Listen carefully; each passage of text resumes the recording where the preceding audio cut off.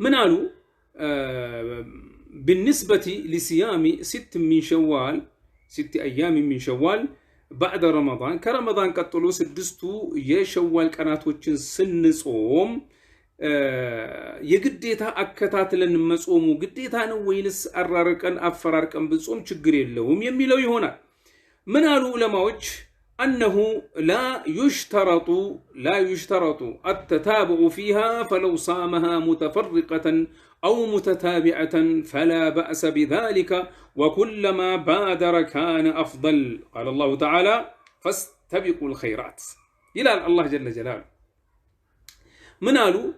የሸዋልን 6ቱን ቀናቶች ለመጾም የግዴታ ማከታተል ግዴታ አይደለም ሸርጥ አይደለም መስፈርት አይደለም አንድ ሰው አራርቆ ቢጾም ችግር የለውም ጾሙ ትክክል ነው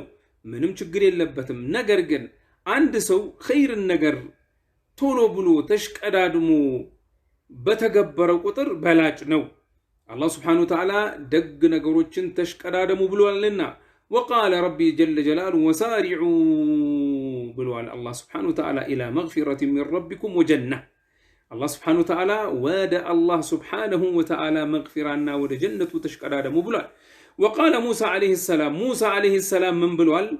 وعجلت إليك ربي لترضى يا ربي أملاكي هوي جيتاهي هوي تود اللي زند ودانت تشكر ودانت فتن ودانت تلوم الطويلة أنم ولما في التأخير ولما في التأخير من الآفات وإليه ذهب الشافعية وبعض الحنابلة لكن لا حرج في عدم المبادرة عندند شافعية وجنا عندند حنابلة وج بمقوية لاي ችግሮች ሊከሰቱ ስለሚችሉ ይፍጠን ቶሎ ይጾም ብለዋል ነገር ግን አንድ ሰው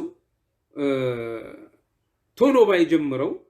ባይጀምረው ችግር የለበትም فلو أخرها إلى وسط الشهر أو آخره فلا بأس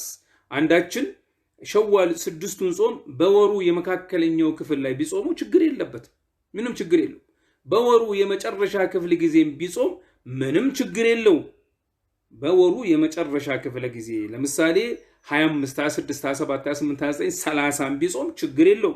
24 25 ለጥንቃቄ ሲል 24 25 26 27 28 29 ቢጾም ይቻላል ከወሩ ክፍለ ጊዜ ማለት ነው ወይ ደግሞ 13 14 15 16 17 18 19ኛው ቀን 18ኛው ቀን ቢጾም ችግር የለውም ይቻላል በመቻሉ በኩል ነው የምንናገረው የትኛው ይበልጣል የሚለው እንናገራለን فلو أخرها انقدي بزي أنه وقال النووي رحمه الله قال أصحابنا يستحب صوم 6 من أيام من شوال لهذا الحديث قالوا ويستحب أن يصومها متتابعة في أول شوال فإن فرقها أو أخرها عن شوال يا ربي انقدي من قالوا إمام النووي رحمه الله تعالى የሸዋልን ቀን 6ቱን ጾም መጾም የተወደደ ጾም ነው አንድ ሰው እነዚህን ቀናቶች አዘግይቶ ቢጾም ችግር የለውም ሆኖም ግን እንግዲህ ሐዲሱ ምንድነው አከታትሉ ነው የሚለው من صام رمضان ثم اتبعه رمضان ጾሙ 6ቱን የሸዋል ቀኖች ያስከተለን ያለው እናም ምን ይላል ويستحب أن يصومها متتابعة في أول شوال فإن فرقها أو أخرها عن شوال جاز يتوددوا مالتم يميبلتو يا شوال 6ቱን ቀናቶች መጾሙ የሚበልጠውና የሚሻለው የትኛው ነው አሉ نعم ما ቶሎ ብሎ ከረመዳን በኋላ መጾሙ ነው ማለት ነው ነገር ግን አንድ ሰው ቢያዘገየው በሸዋል ውስጥ ለምሳሌ በመካከለኛው ወር የሸዋል ወር መካከል ላይ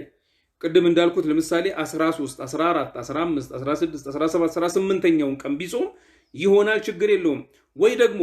ሁለተኛውን ሸዋል ቀን ጾመ ከዛ 6ኛውን ቀን ጾመ ከዛ 8ኛውን ቀን ጾመ ከዛ 15ኛውን ቀን ጾመ ከዛ 19ኛውን ቀን ጾመ ከዛ 21ኛውን ቀን ቢጾም ይቻላል ችግር የለውም ማፈራረቁም ይቻላል ይፈቀዳል አሉ وكان فاعلا لاصل هذه السنه እችን ሱና ተግብሯታል አሉ لعموم الحديث وإطلاقه حديث بأتك على سن ملكته إهنن ودزيه يملكتالنا نعم من قالوا وهذا لا خلاف فيه عندنا وبه قال أحمد وداود مجموع شرح المهذب النام ما فرارقوا شجر اللوم نجرجن يمي بلتو ቶሎ ብሎ ተሽቀዳድሞ ከረመዳን በኋላ መጾም እሺ ቀዳለብኝ እንዴት ላድርግ ቀዳውን መጀመሪያ ጾም ከዛ በኋላ ሸዋልን ጾም እንልሃለን ጀዛኩሙላህ ኸይር በላጩ ይሄ ነው በፌስቡካችን በዩቲዩባችን በቴሌግራም በዋትስአፕ በኢሞ በተለያዩ የምንጠቀማቸው ዳዕዋ እንደ ፒስ ዲንን ወቅ በምንጠቀማቸው ሶሻል ሚዲያ ከናንተ ጋር በመናርገው ከናንተ ጋር የምንገናኝበትን ሁሉም ሶሻል ሚዲያችን ላይ ለቀናል በላጭ ብለን ነው ልብ በሉ በላጩ ማለትና ግዴታ ማለት የተለያየ ነገር ነው ስለዚህ ጀዛኩሙላሁ ኸይረን ቀዷን አስቀድሙ በላጩ ይሄ ነው ከዛ ሸዋልን ጾሙ ምርጥ ስራ ሰርታችኋል አላህ ከወደዳችሁና ከተቀበላችሁ ምርጥ ባሮች ያርጋችሁ ጀዛኩሙላሁ ኸይረን ባረከላሁ ፊኩም የዛሬው ደርሳችን ይሄን ይመስላል